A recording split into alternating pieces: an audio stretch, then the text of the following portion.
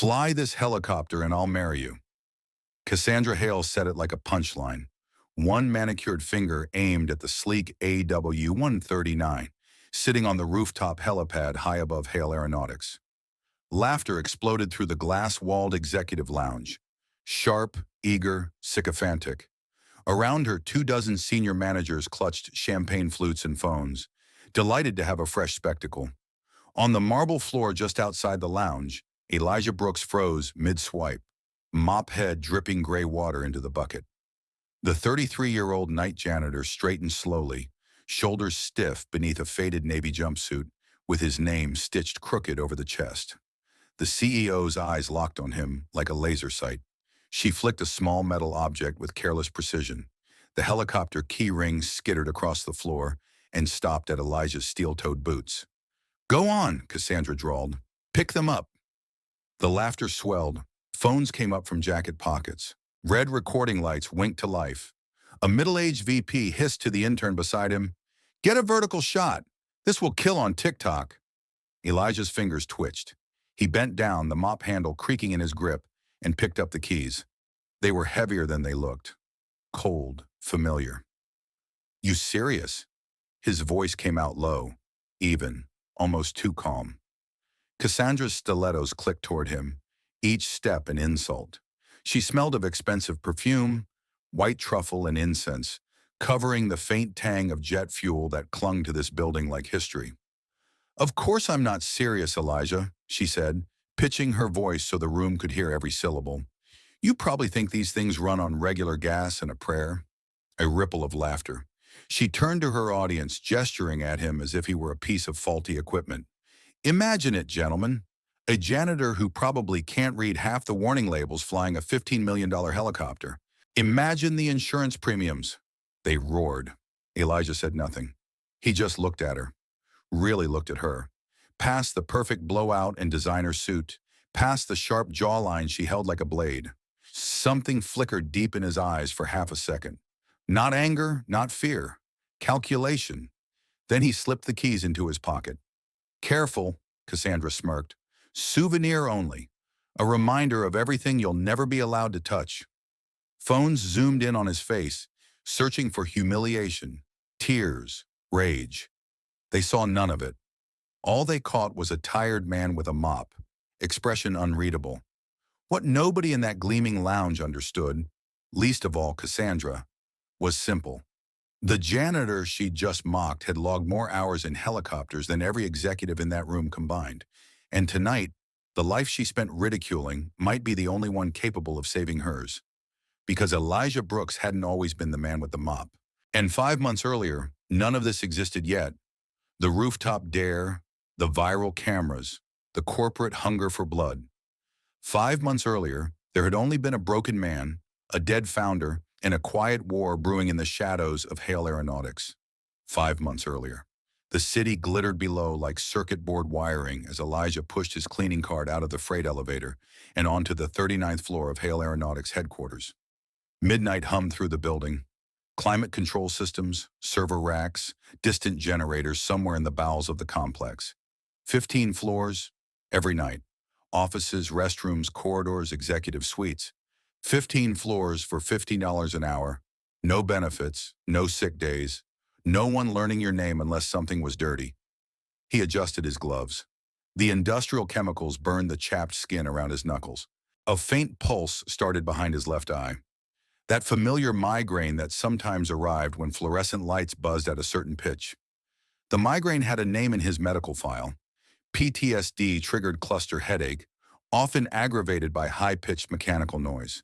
In his nightmares, it was triggered by something else entirely. He shoved the mop forward, focusing on the rhythm. Dip, squeeze, swipe. Dip, squeeze, swipe.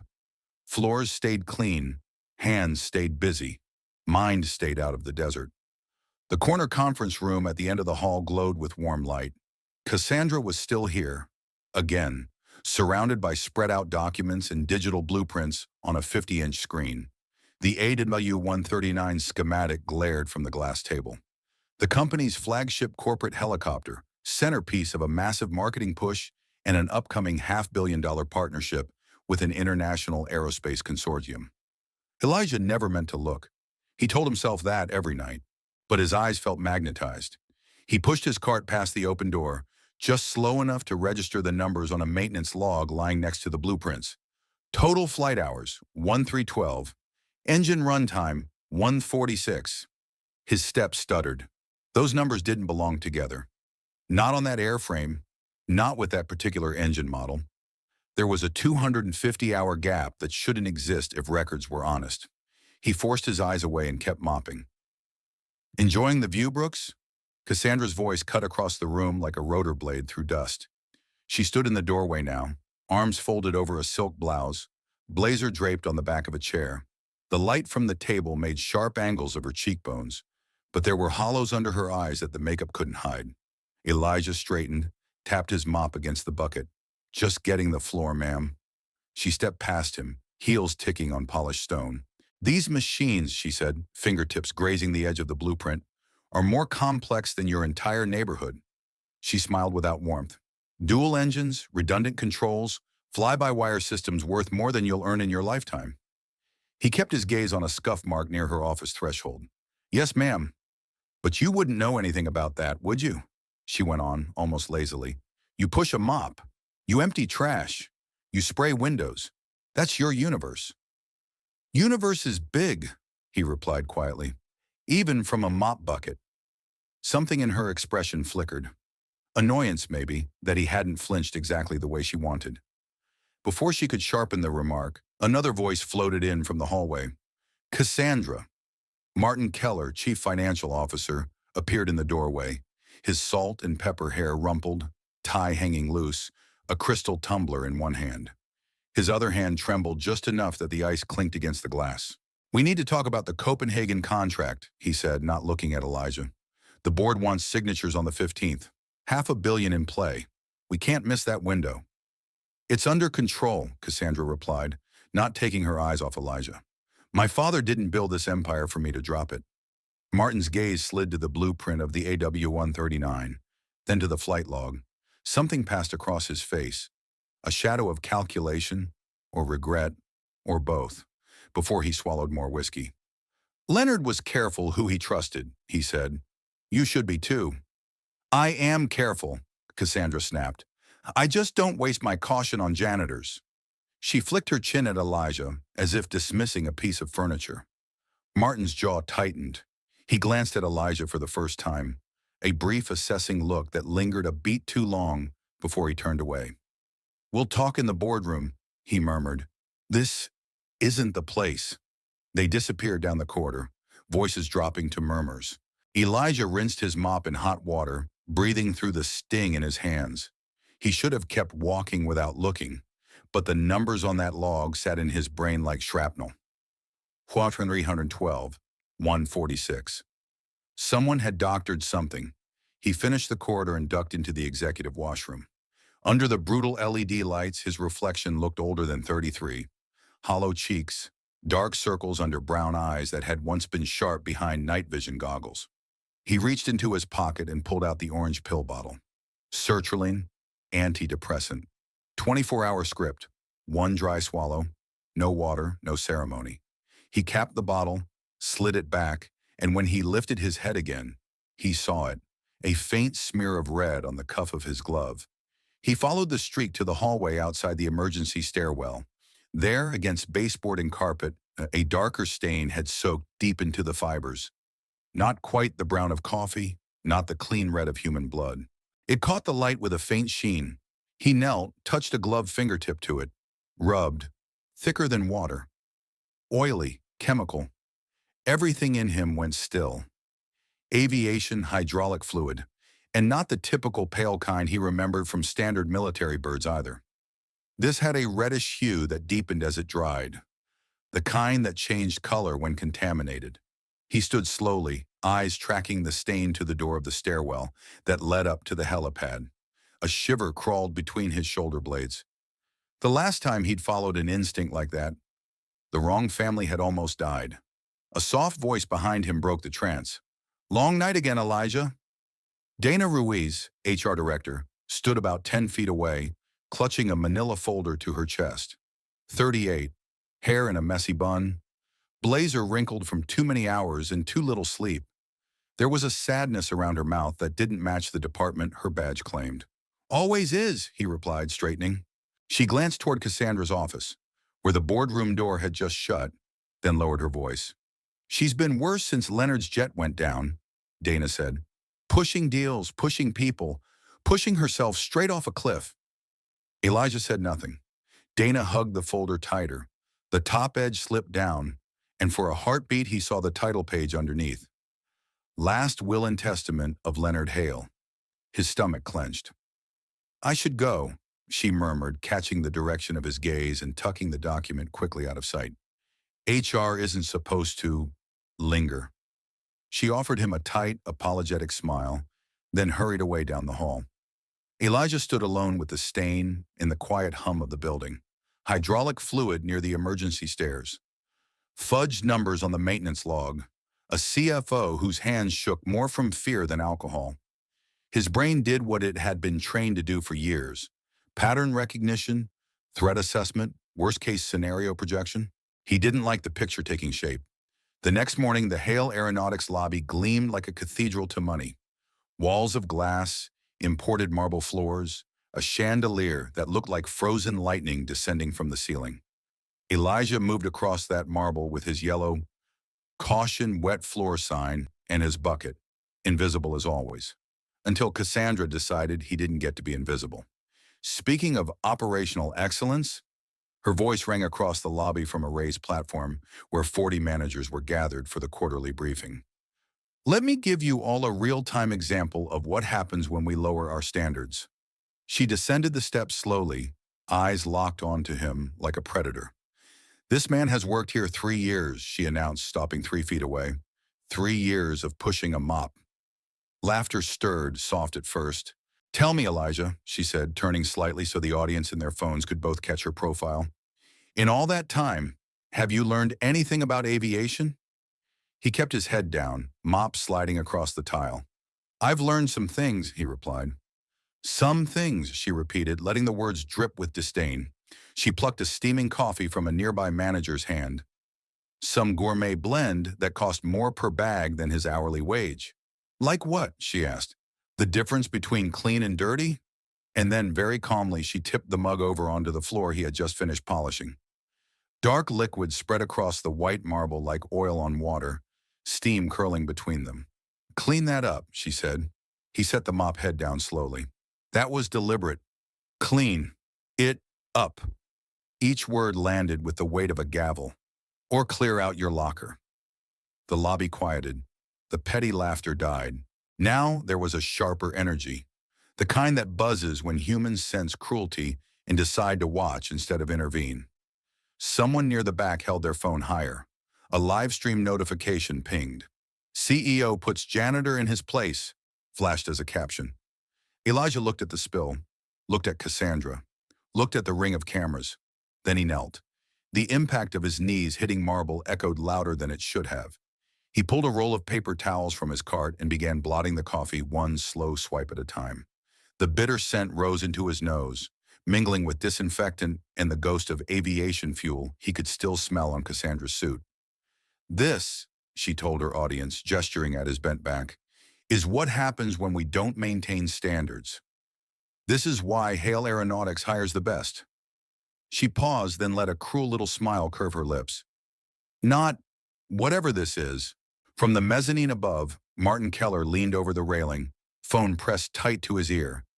Even from the floor, Elijah's combat-trained hearing caught snippets. The 15th, everything's aligned. Hydraulics will fail at altitude. No, it'll look natural. He squeezed the sodden towels so hard hot coffee ran down his wrist. He shouldn't be able to hear that well over the noise. He shouldn't still have that skill. He shouldn't still have any of this. But war rewires you, and some circuits never truly shut down. Elijah? Dana's voice came from his right. She had pushed through the crowd, face pale, dressed slightly askew like she'd come running. She dropped to a knee beside him, pressing more paper towels into his hand. Here, she whispered. Let me help. Dana, don't. Cassandra's heel came down inches from Dana's fingers.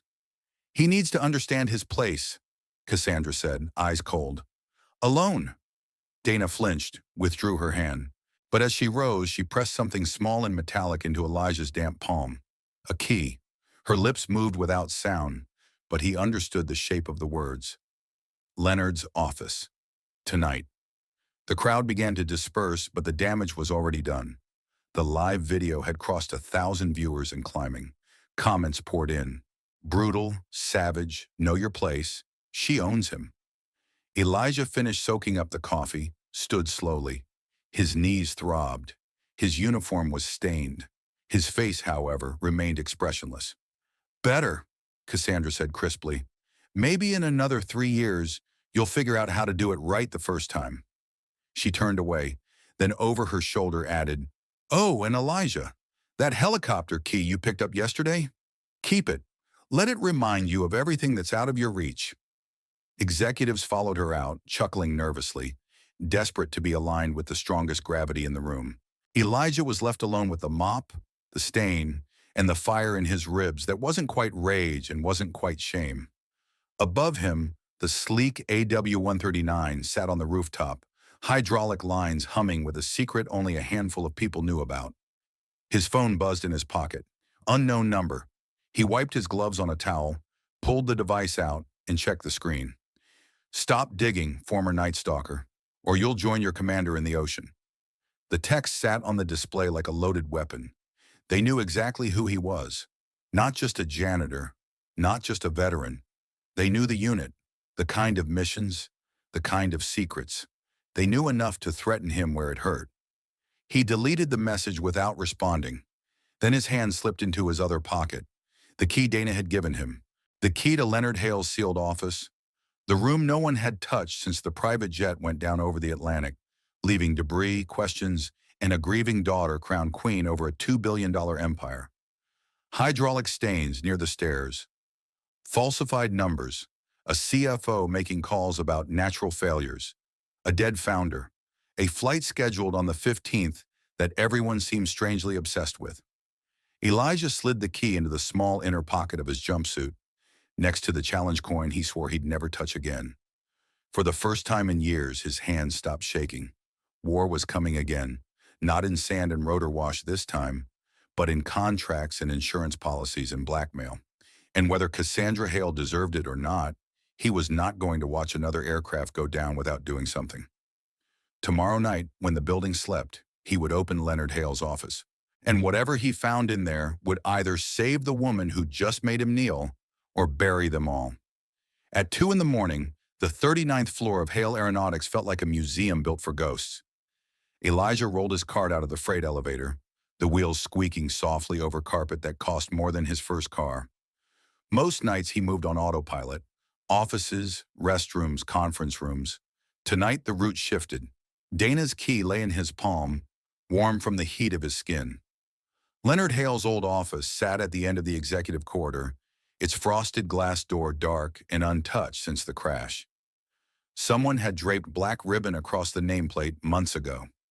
It still hung there, dusty now, a memorial forgotten by everyone except the cleaning staff. Elijah stood in front of it for a long moment, heartbeat loud in his ears. He shouldn't do this. Janitors didn't open dead CEOs' doors. Janitors cleaned around power. They didn't walk inside it. But Leonard's name sat on that plate, and Leonard's helicopter sat on the roof prepared to carry his daughter to Copenhagen on the 15th, in an airframe bleeding contaminated hydraulic fluid onto stairwell carpet. Elijah slid the key into the lock. The deadbolt turned with a reluctant click, like the office itself did not want to remember. Inside, the world changed temperature. The air smelled faintly of leather, cigar smoke, and old paper. Floor-to-ceiling windows looked out over the sleeping city, skyscrapers blinking red in the distance. A massive walnut desk dominated the room, flanked by bookshelves lined with aviation manuals, frame patents, and photographs of helicopters at every stage of Hale Aeronautics history. On one wall, a framed photo showed a younger Leonard in a flight suit, arms thrown around 2 soldiers in dusty uniforms. The third man between them wore a helmet tipped back, grin wide, eyes bright. Elijah recognized himself before his brain had time to argue. He stepped closer. CW3 Brooks. The patch over younger Elijah's heart said, Nightstalkers, the 160th Special Operations Aviation Regiment, silhouetted blades against a desert sky. Leonard's arm was around his shoulders. He hadn't remembered that photo existed. What were you up to, old man? Elijah murmured. He moved methodically, the way he had cleared rooms in Afghanistan and Iraq. Desk drawers first, pens, legal pads, cufflinks, an old flight checklist laminated and worn. Bottom drawer, files, contracts, nothing unusual. He checked behind frames on the wall, under the lip of the desk, inside the humidor on the credenza. His fingers brushed wood, fabric, glass. Then behind a row of engineering textbooks on the second shelf, his knuckles hit metal. He slid the books aside. A small fireproof safe sat nestled against the wall. The same key Dana had given him fit the lock with frightening ease. Inside lay a single object, a slim black flash drive labeled in neat block letters. Insurance. His stomach tightened as he powered up Leonard's old desktop and slid the drive into a USB port. Folders bloomed on the screen. Life insurance policies, corporate key man coverage, contingency plans. One document sat by itself, flagged in red. Hale Air Corp. Exec Policy Cassandra. Elijah opened it. His eyes skimmed faster than he thought he could still read. If Cassandra Hale died in an aviation-related incident while serving as CEO, the company's insurers would pay out a staggering sum. $100 million earmarked as interim leadership compensation and continuity support. Beneficiary, Martin Keller, Chief Financial Officer.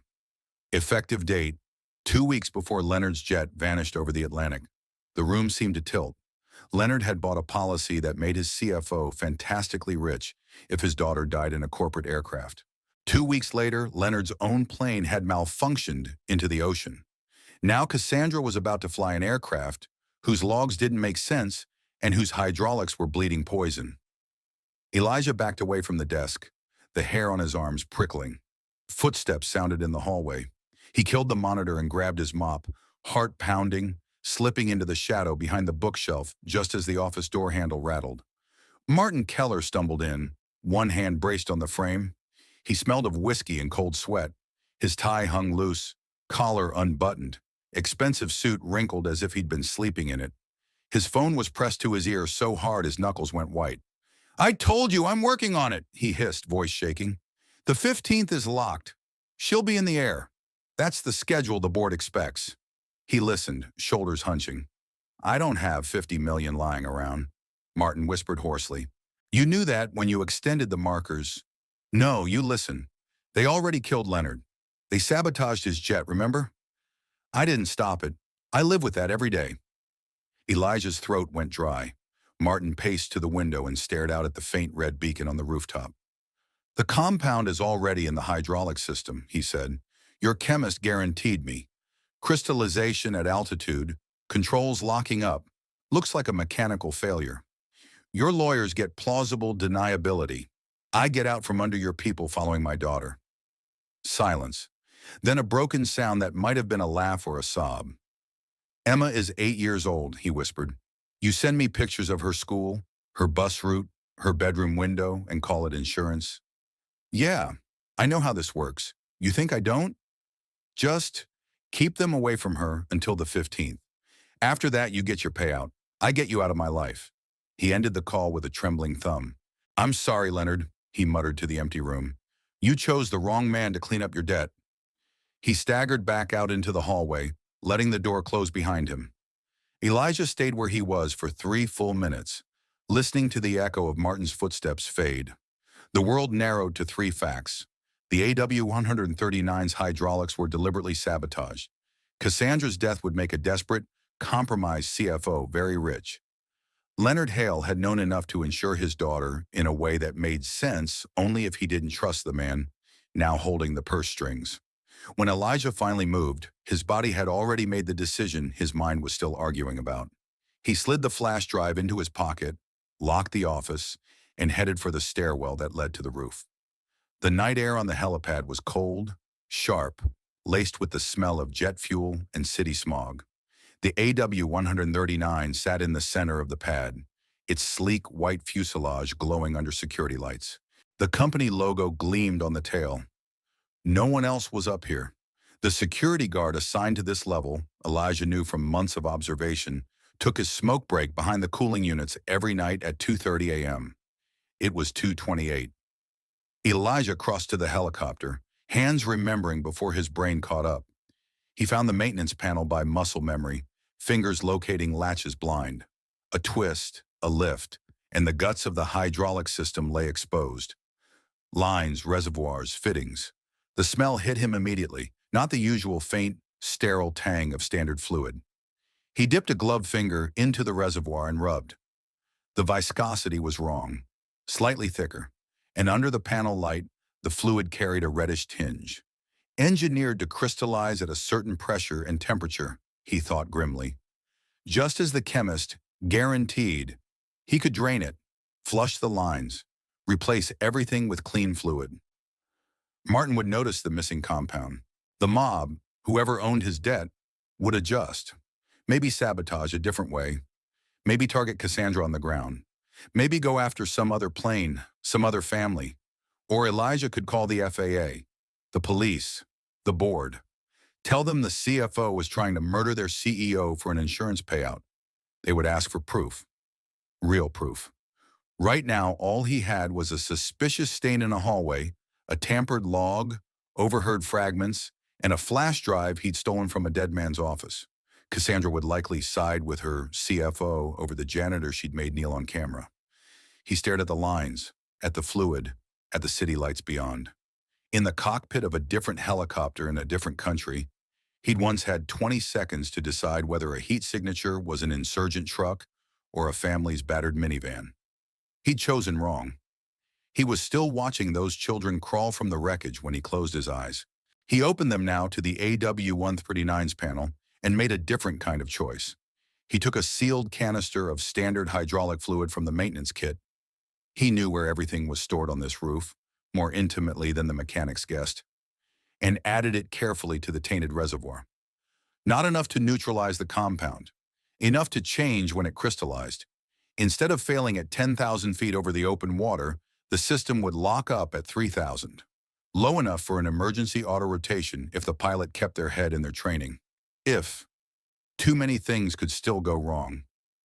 He closed the panel and stepped back, breath clouding in the cold air. Saving someone's life by making their murder attempt less successful was not a scenario anyone had trained him for. But war rarely matched the manual. Back in his closet, he dug out a battered spiral notebook.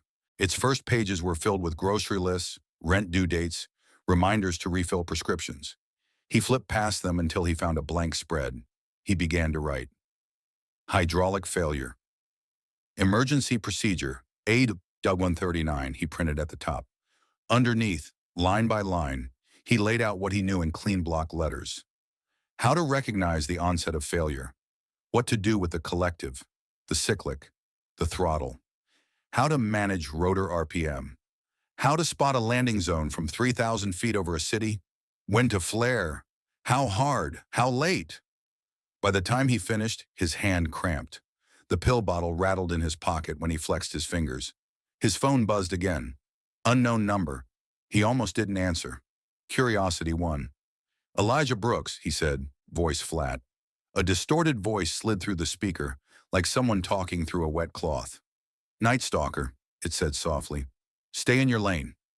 Silence hummed on the line. We know about Fallujah, the voice continued. About the family, the psychiatric discharge, the nightmares and the pills. Be a shame if your little medical file went public. Employers don't like unstable veterans. Custody courts don't either. His jaw clenched. I don't have children. Pause. Not yet, the voice said. People like you always end up attached to someone, a neighbor's kid, a friend's, a fellow janitor's niece. Trauma makes you soft. Soft makes you vulnerable. So here's how this goes. You keep your head down. You clean the floors. You pretend you never noticed the hydraulics, the log, the insurance. Cassandra takes her last flight.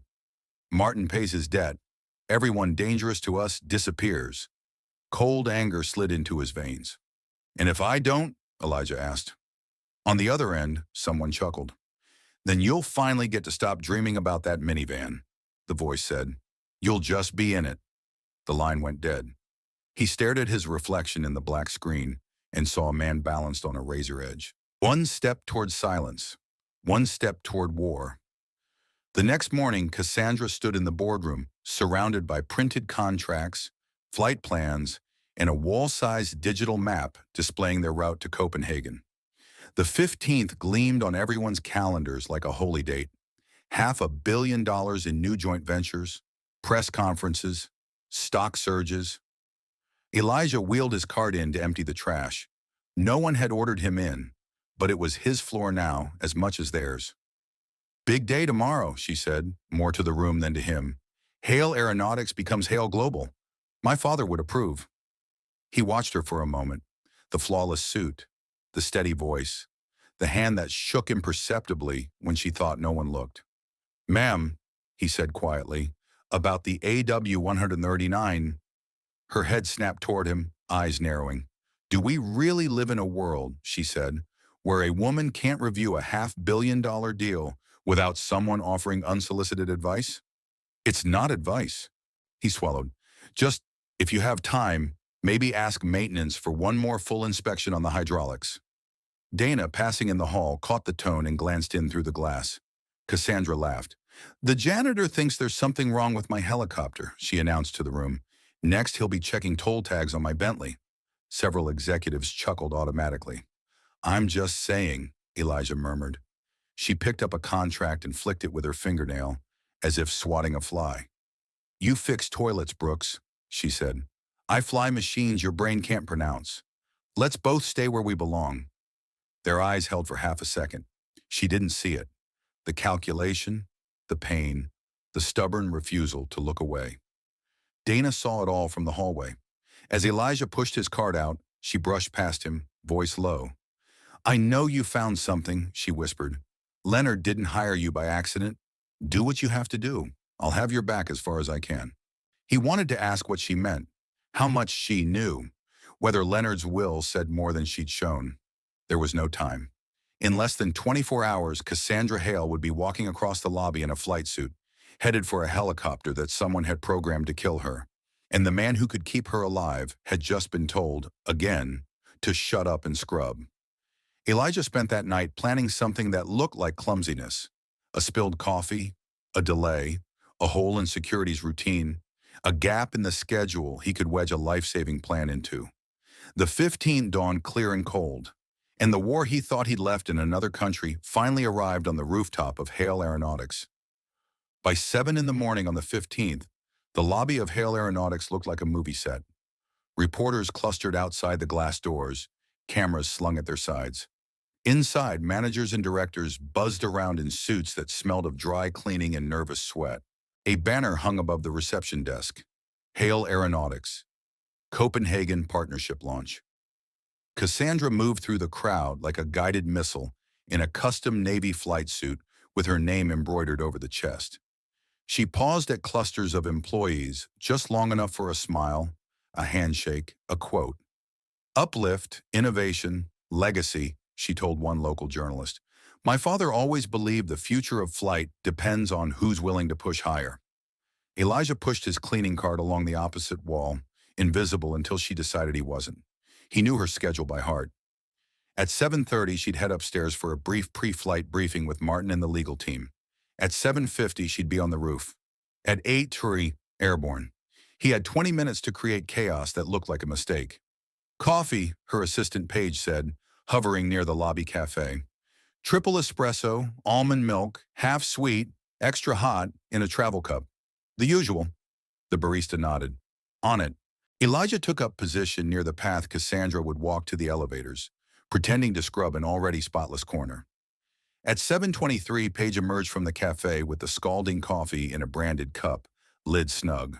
She handed it to Cassandra as she swept by. Everything slowed. Elijah stepped forward at just the right wrong moment. His cartwheel caught on a floor grate. The metal bucket jerked. His shoulder collided with Cassandra's arm. The cup flew. Brown liquid arced through the air and detonated across Cassandra's front. Face, hair, flight suit, down the zipper, over the embroidered name. Steam rose in a cloud that smelled like burnt sugar and catastrophe. For a half second, no one breathed. Then Cassandra did. "You idiot!" she exploded, voice cracking through the lobby. "Do you have any idea what you've just done?" I, I'm sorry, ma'am. I didn't see. "This suit cost more than you make in 6 months," she hissed, coffee dripping from her chin. "I fly in 20 minutes. I'm about to sign the biggest deal of my career, and you decide to play bumper cars with my drink?" Her voice climbed with each word. Cameras lifted again. Phones angled. Paige looked like she wanted to sink through the floor. "There's a spare suit in your office," Martin said quickly, appearing at Cassandra's elbow like a conjured devil. He was sweating under his perfect hairline. "We keep one for press emergencies, remember? I'll have it brought down. 20 minutes won't kill us." He said the last sentence too fast. Elijah heard the slip. 20 minutes won't kill us." Cassandra glared at Elijah like she could incinerate him on the spot. "You're fired," she said, each syllable ice. "Security, escort him out when I'm gone. I don't want him in this building when I come back." She stalked toward the elevators, coffee dripping into a sticky trail behind her, Paige trotting after her with tissues. Martin lingered just long enough to throw Elijah a look full of panic and accusation before following. Elijah stood amid the disaster he'd created, heart hammering. The security guards moved toward him. "1 minute," he said, voice calm. "Let me at least mop this up so she doesn't slip on her way back to fire me." The guards exchanged a look. One shrugged. "Be quick." They turned their backs to talk to each other. Lobby cameras swiveled toward the elevator. Elijah dropped the mop, grabbed a fresh rag, and bent as if to wipe the floor. His other hand slid into his jumpsuit and came out with the folded emergency procedures and the small black audio recorder he'd bought with half a paycheck. Both disappeared into a side pocket of his cart in one smooth motion. At 7:29, as the elevator doors closed on Cassandra, he wheeled the cart toward the service corridor instead of the janitor's closet. Security didn't notice. They were watching the CEO's floor numbers climb on the display. The shortcut to the roof ran through a maintenance stairwell the cameras barely covered. Elijah had traced this route 100 times in his head, walking it with empty trash bags and full mop buckets. He hit the door to the stairwell at 7:32, took the stairs two at a time, lungs burning. On the landing below the roof, he paused, listening. No voices, no footsteps. The guard-shaped hole in security's routine yawned open right on schedule. At this time of morning shift, the helipad officer always ran downstairs for a second coffee. Elijah had seen it from the shadows for months. He pushed out onto the roof. The AW-139 waited, door closed, engines cold, but flight ready. He crossed the pad, palms slick, and popped the cabin door. Inside, everything was immaculate. Leather seats, polished console, a faint tang of oil and metal. He laid the folded emergency procedure sheet on the pilot's seat. On top of it, he placed the one object he'd sworn he'd carry to his grave and no further. The Nightstalker challenge coin. On its worn surface, the unit motto glinted in the light. "Nightstalkers don't quit." He thumbed it once, then stepped back.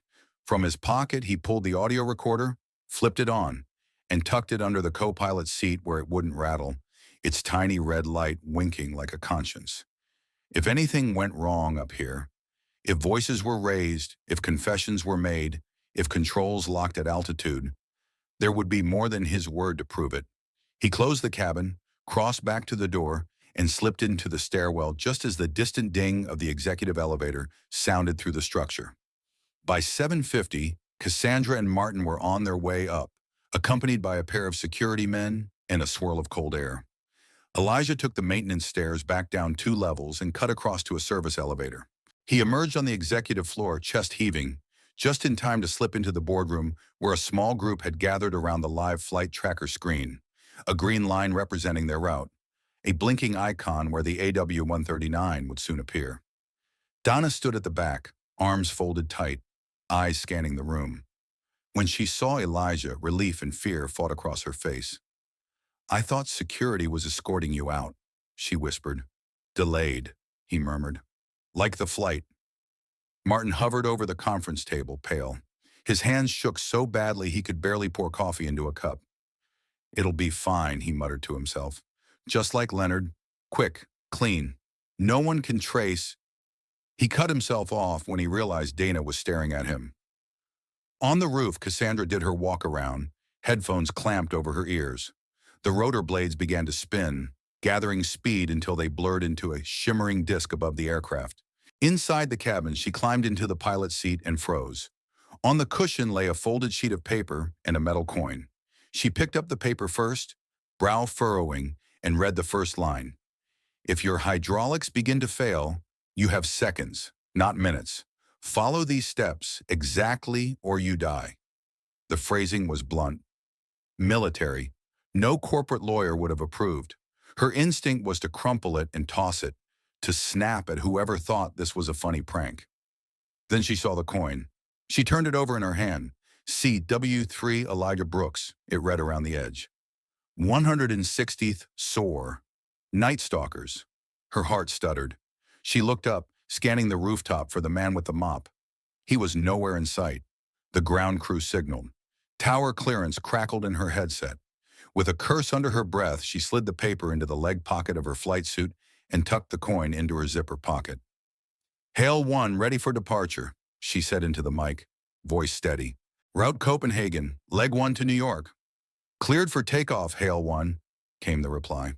The AW-139 lifted, banking away from the helipad and over the city, the building shrinking beneath it like a toy.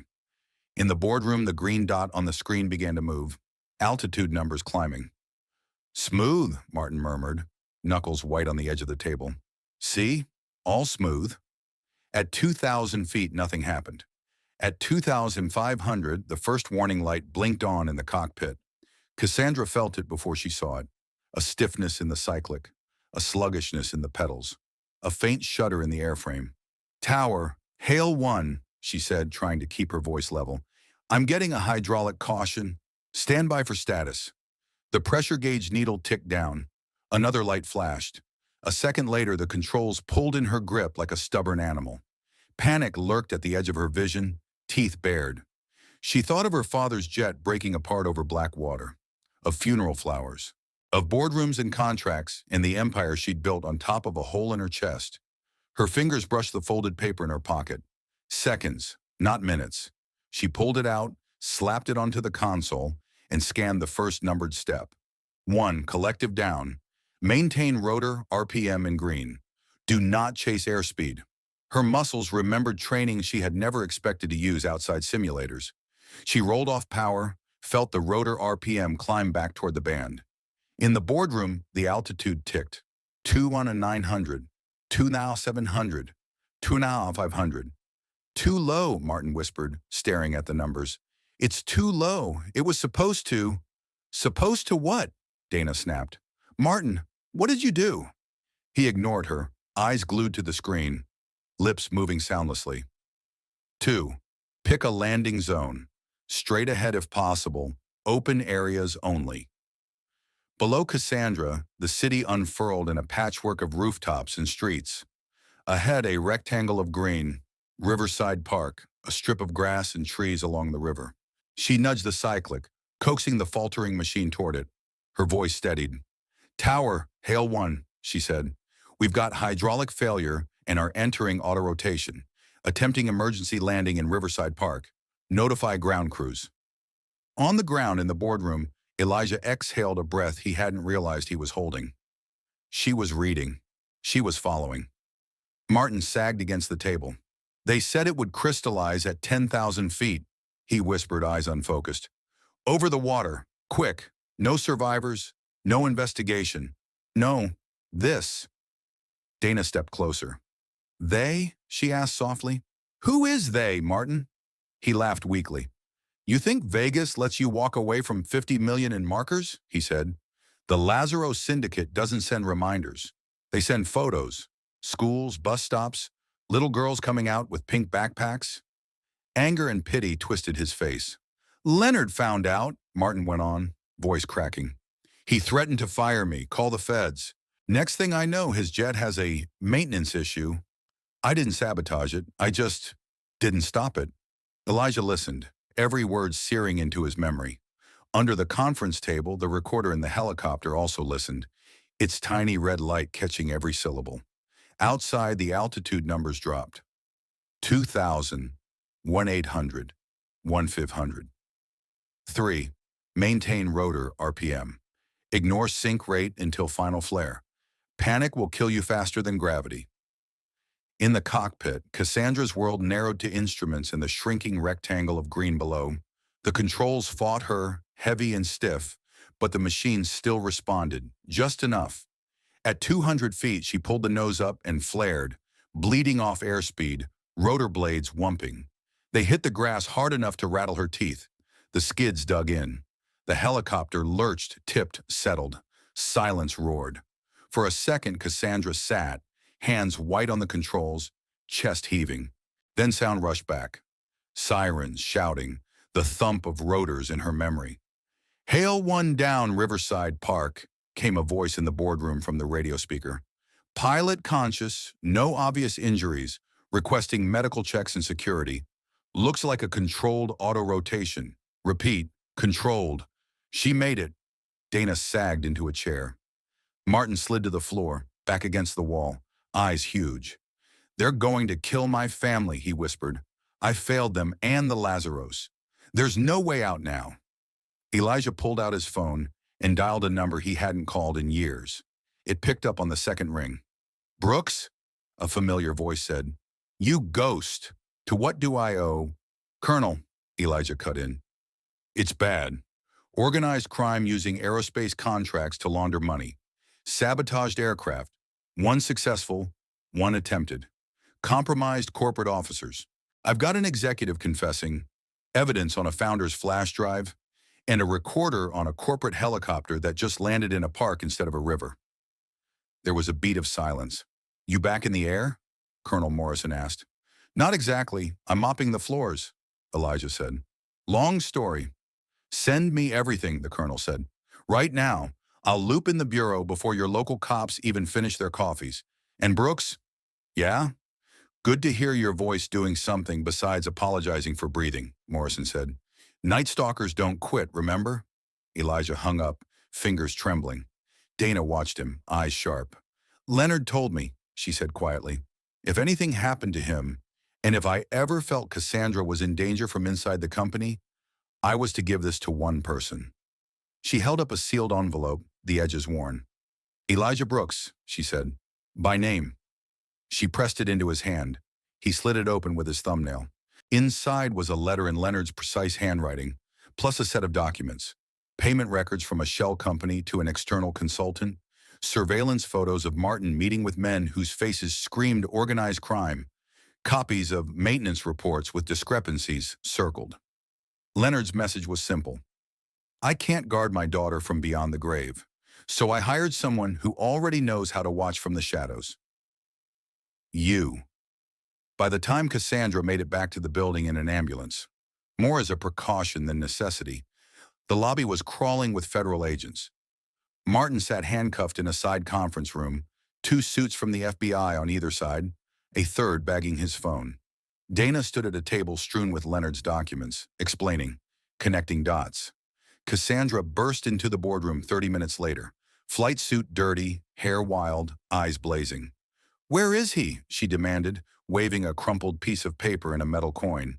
"Where is Elijah Brooks?" "Gone," a security guard said. "He walked out the back when you were in the ambulance. Said he'd clear out his locker. I thought you—" "You let him leave?" she snapped. "After he—" She stopped, swallowed hard. "He saved my life," she said more quietly. "These instructions, this language, this isn't some random manual. This is someone who's flown combat. Who wrote this?" Dana met her gaze. "The janitor," she said. "The one you made kneel. The one Leonard personally approved. Why do you think a man with his references ended up pushing a mop for $12 an hour when he started?" What references?" Cassandra shot back. Dana grabbed a laptop, fingers flying. She pulled up a file she'd created 3 years earlier, saved and hidden under a boring name no one else would open. The screen filled with a military portrait. Younger Elijah in dress uniform, ribbons bright, eyes fierce. "Chief Warrant Officer 3 Elijah Brooks," Dana read. "160th Special Operations Aviation Regiment. Nightstalkers. 1,500 combat hours, distinguishing flying cross, air medal with valor, medically discharged after a classified incident near Fallujah, PTSD, couldn't clear civilian flight medical, so he took whatever work he could get. Cassandra sank into a chair as if someone had kicked her legs out. I made him scrub coffee off my shoes, she whispered. I told him he'd never touch a machine like mine. And the whole time, Leonard hired him to watch your back, Dana said gently. Not as a bodyguard in a suit, as someone no one would notice, someone who would see what others missed. Through the boardroom window, Cassandra glimpsed the employee lot. A battered Honda Civic idled at the gate, stopped by security at her earlier order. She stood so fast her chair scraped. Hold him, she barked to the nearest guard. Don't let that car out. She grabbed the coin and the crumpled instructions and ran for the elevator. The same marble floor where she'd made Elijah kneel glared up at her as she sprinted across the lobby. Employees watched from balconies and doorways, whispering, phones in hand. The world had shifted under their feet and no one yet knew where it would land. At the gate, Elijah sat gripping the steering wheel, jaw tight. His trunk was full of a duffel bag, a box of cleaning supplies, and exactly 3 framed photos. He saw her through the windshield and closed his eyes briefly. Let me guess, he said when she reached his door. You want the mop back? Get out of the car, she said. Please. My shift's over, he replied, knuckles whitening on the wheel. You fired me, remember? Elijah, she said, voice carrying across the parking lot. Get out. The security camera above them whirred, zooming in. Employees pressed against the windows. The scene wrote itself. CEO and janitor at the gate. Aftermath of a crash that wasn't. He opened the door and stepped out slowly. Up close, she could see the exhaustion in his face, the lines carved by guilt and sleepless nights. His uniform still wore a faint brown stain where coffee had soaked it days earlier. You're not a janitor, she said, holding up the coin. You're Chief Warrant Officer Elijah Brooks of the Nightstalkers. You've flown into combat zones I can't pronounce. You have more hours in the air than my entire board. Past tense, he said. I had all that. Now I'm a guy with a mop and a pill bottle. You saved my life, she said. The words came out harsher than she intended, more raw. You modified the sabotage. You wrote those procedures. You called whoever you called to bring the feds down on Martin and the Lazaros. I watched you make me crawl, he cut in quietly, in front of half this building and a few 100,000 strangers on the internet. I listened to you call my entire existence smaller than your perfume budget, and I still didn't let you die. Her throat tightened. I didn't know, she whispered, about Leonard's plans, about Martin's debt, about Fallujah, about any of it. You didn't need to, he said. You just needed to know I was human. The words landed harder than any shout. Behind her, doors opened. FBI agents led Martin, handcuffed, toward waiting vehicles. The man's composure finally shattered. He wailed apologies, excuses, terror about his daughter. They own judges, he shouted. They own politicians. You think this ends here? They'll come for everyone. For you, Cassandra. For him. Nightstalker. You signed your own death warrant calling them. A black SUV rolled into the lot then, armored, government plates gleaming. A man in a colonel's uniform stepped out, eyes scanning, landing on Elijah. Brooks, Colonel Morrison called. Elijah straightened instinctively, some old reflex snapping into place. Sir.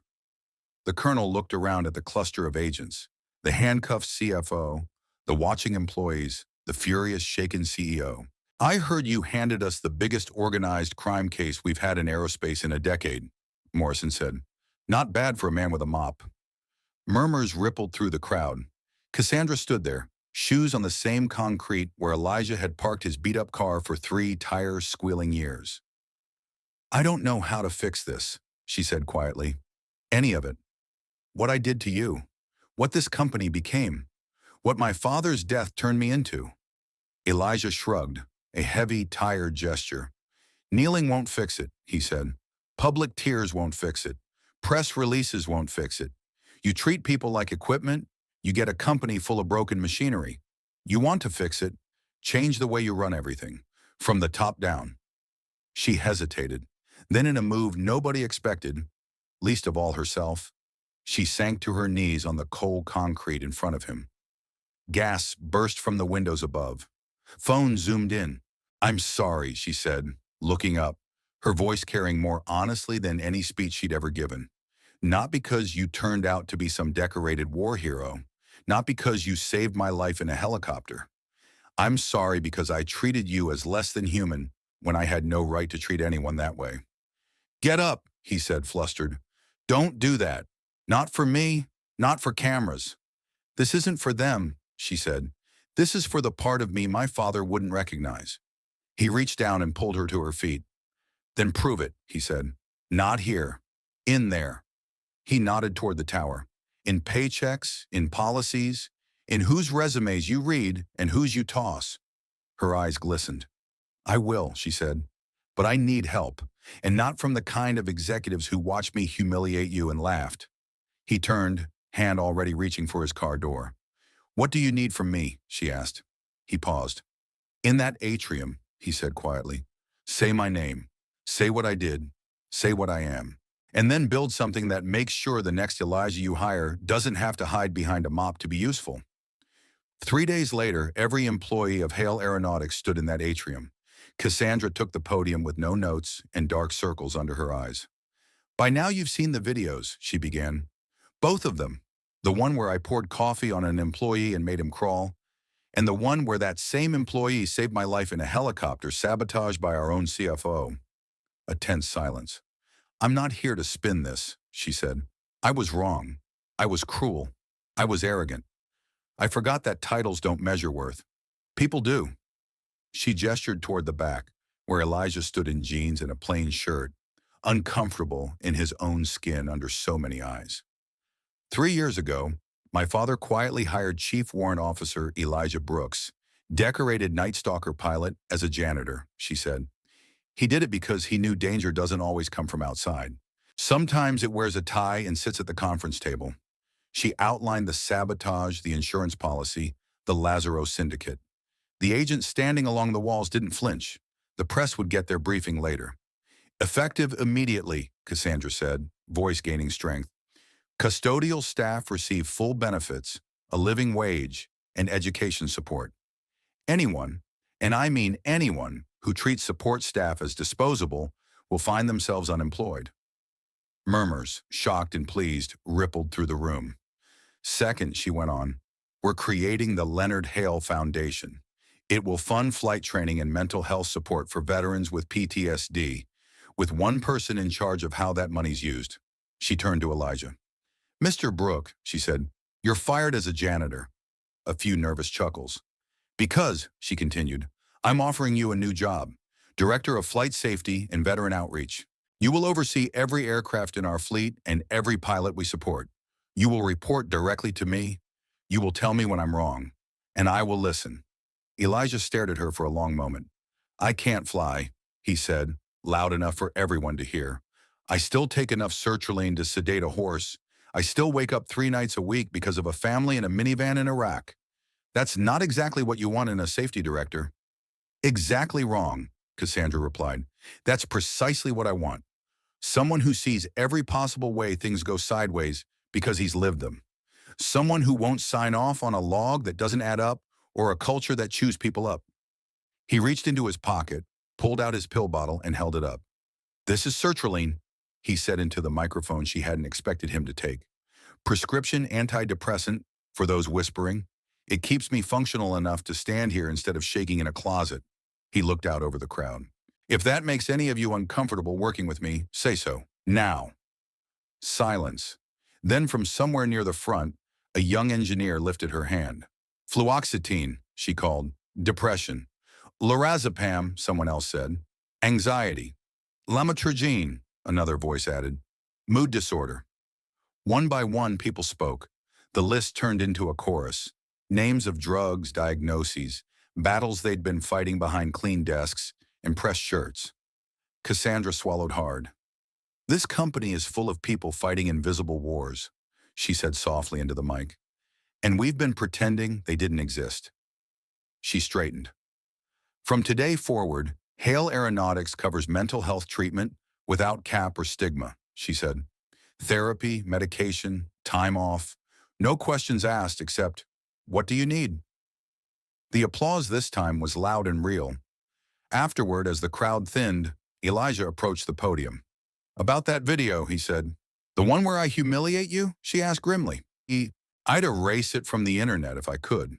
Don't, he said. We make another one. Together. The full story. Martin, the Lazaros, Leonard, the sabotage, the landing. Don't bury your worst moment.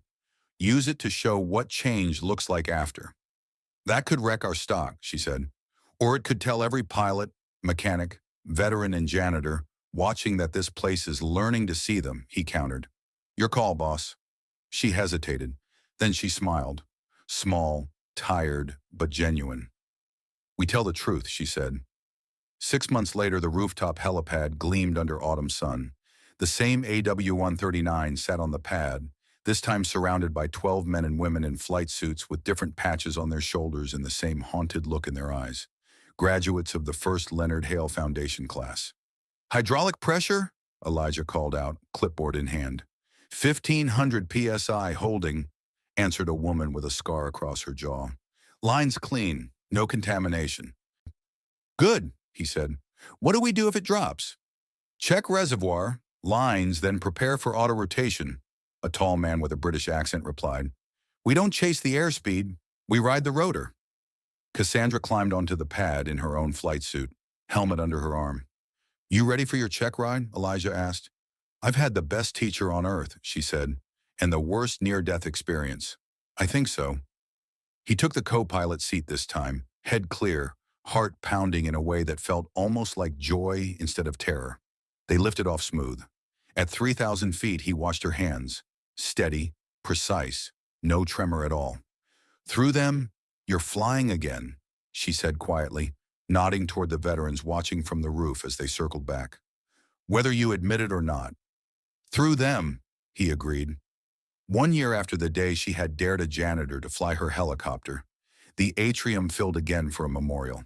This time the ceremony wasn't just for Leonard's death, it was for the death of the company Hale Aeronautics used to be. Elijah stood at the podium, wearing a suit that still felt too stiff, challenge coin in his pocket. Leonard Hale hired a janitor, he began. At least that's what it looked like on paper.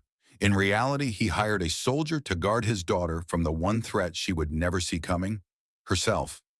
Soft laughter, quickly sobered by recognition. I hid behind a mop because I thought I didn't deserve anything else, Elijah said. She hid behind cruelty because she thought strength meant never bleeding in public.